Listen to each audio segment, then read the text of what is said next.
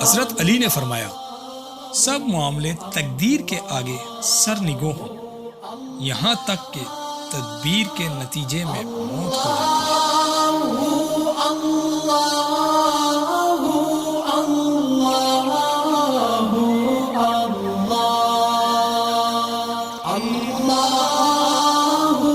حضرت علی نے فرمایا جس پر احسان کرو اس کے شر سے بچو۔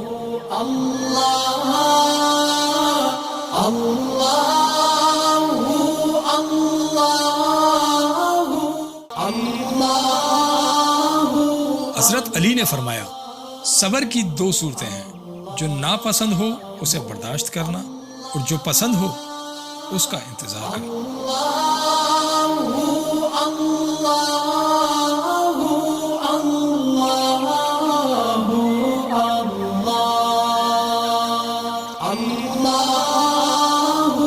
حضرت علی نے فرمایا عظیم انسان کا بہترین عمل معاف کرنا اور بھول جانا ہے۔